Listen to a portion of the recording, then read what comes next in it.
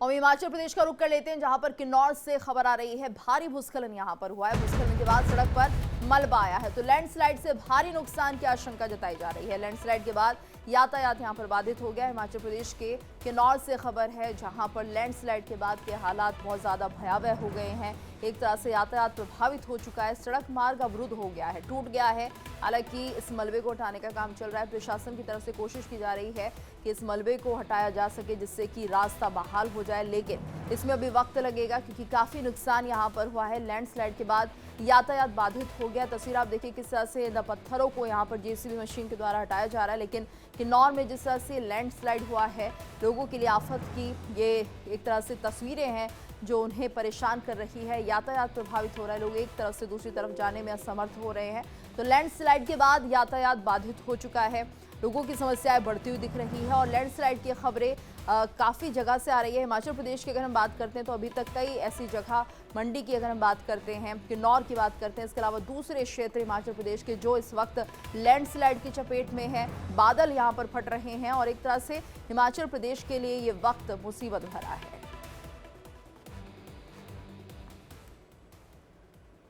वहीं जम्मू कश्मीर में भी बारिश मुसीबत बढ़ाती हुई दिख रही है। तो जम्मू कश्मीर के कई इलाकों में भारी बारिश हो रही है और लैंडस्लाइड से कई हाईवे पूरी तरह से बंद हो गए हैं। तो जम्मू कश्मीर में भी हालात कुछ ऐसे ही बने हुए हैं, जहां पर बारिश मुसीबत बढ़ाती हुई दिखाई दे रही है। यहां पर लैंडस्लाइड हो रहा है और कई रास्ते पूरी तरह से बंद हो गए हैं। हाईवे पर मलबा है, जिसके चलते लोगों को आवागमन में दिक्कतों का सामना करना पड़ रहा है। तो जम्मू कश्मीर के हालात भी बहुत ज़्यादा बदतर हो चले हैं। बारिश एक बार फिर से यहाँ मुसीबत बढ़ाती हुई दिखाई दे रही है। कई इलाकों में जल भराव हो गया है, लैंडस्लाइड्स की घटनाएं सामने आ रही हैं, जिसके चलते हाईवे पूरी तरह से बंद हो गए हैं। तो लगातार प्रशासन इन रास्तों की मरम्मत करने में जुटा है, मलबे को हटाने में लगा है, लेकिन चुनौतियां प्रशासन के लिए भी बढ़ती जा रही है, क्योंकि सिर्फ एक जगह से ऐसी तस्वीरें सामने नहीं आ रही है। जम्मू कश्मीर के कई ऐसे इलाके, कई ऐसी जगह जहां से लगातार लैंडस्लाइड्स की खबरें सामने आ रही है और प्रशासन एक तरह से यहाँ पर सभी जगह इन रास्तों को दुरुस्त करने में लगा है। लेकिन चुनौती प्रशासन के सामने भी है, क्योंकि एक दो जगह नहीं बल्कि कई ऐसी जगह है जहां पर भूस्खलन से मार्ग अवरुद्ध हो गया है। और उत्तर प्रदेश के सहारनपुर की बात करते हैं, जहां उफान पर नदियां हैं। गांगरो नदी में भयंकर सैलाब आ गया है, ग्रामीणों में दहशत का माहौल बना हुआ है। तो उत्तर प्रदेश के सहारनपुर में ये तस्वीरें डराने वाली हैं। उफान पर नदियां, गांगरो नदी में भयंकर सैलाब आया, जिसके चलते ग्रामीण दहशत में आ गए। डर का माहौल लोगों के बीच यहाँ पर बना हुआ है। तस्वीर आप देखिए किस तरह से जो खेत हैं वो पानी में समा गए हैं, जो सड़कें हैं वो दिखाई नहीं दे रही है। लोग इस पुल पर खड़े हुए हैं और अंदाज़ा लगा पाना मुश्किल है कि यहाँ पर कोई ज़मीन भी होगी।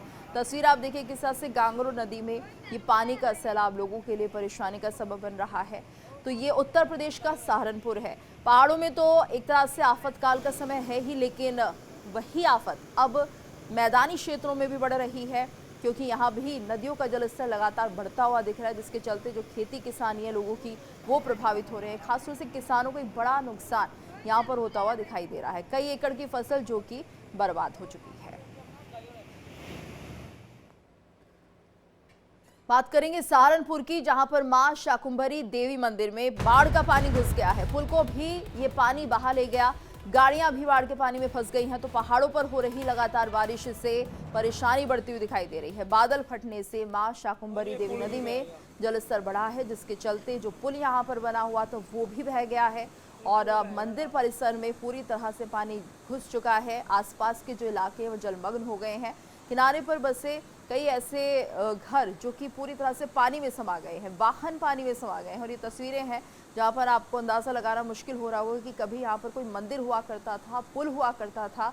एक तरह से पानी के बहाव में यहाँ पर सब कुछ बहता हुआ दिख रहा है। ख़ासतौर से अगर पुल की बात करें तो यहाँ पर पानी का बहाव इतना तेज़ होता है कि वो पुल को भी बहा ले जाता है। जो वाहन यहाँ पर खड़े हुए थे वो भी जलमग्न नजर आ रहे हैं।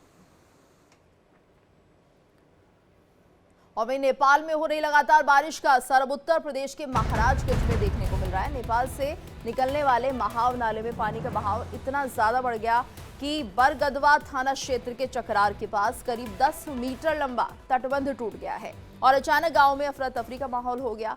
तटबंध टूटने से सैकड़ों एकड़ खेत पानी में डूब चुके हैं। तो किसानों की खड़ी फसलें जलमग्न हो गई हैं और खेतों में सिल्ट जमने से नुकसान और भी बढ़ने की आशंका है। तो सूचना मिलते ही प्रशासन और सिंचाई विभाग हरकत में आया। मौके पर अफसरों और कर्मचारियों की टीम राहत और मरम्मत का काम लगातार कर रही है, लेकिन लगातार बारिश से दिक्कतें और बढ़ रही हैं। हालांकि अब उसे दुरुस्त करने का काम युद्ध स्तर पर जारी है। तो तस्वीर आप देख रहे हैं उत्तर प्रदेश के महाराजगंज से, जहां पर पानी का सैलाब लोगों को डरा रहा है। खेतों में पानी घुस चुका है, फसलें बर्बाद हो गई हैं।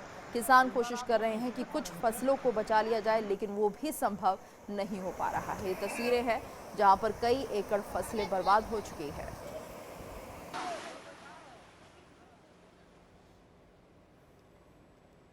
तो बात करते हैं साहिबगंज की, जहां पर उफान मारती गंगा नदी ने लोगों की जिंदगी पूरी तरह से तबाह कर दी है। किसी का आशियाना नदी में समा गया है, तो किसी की मेहनत की कमाई बह गई है। हालात ये है कि कई गांवों के लोग अपना घर छोड़कर ऊंचे और सुरक्षित इलाकों में शरण लेने को मजबूर हैं, लेकिन यहाँ भी उनकी मुश्किलें कम नहीं हो रही हैं। गंगा किनारे बसे दियारा इलाके के हजारों परिवारों की जमीन कटाव में चली गई है। जिनके सपनों का पक्का घर बन रहा था, वो भी अधूरा ही गंगा में बह गया। लोग अब बांस के मचान और प्लास्टिक के सहारे परिवार समेत गुजारा कर रहे हैं। 2-2 महीने से हालात बद से बदतर हो चले हैं।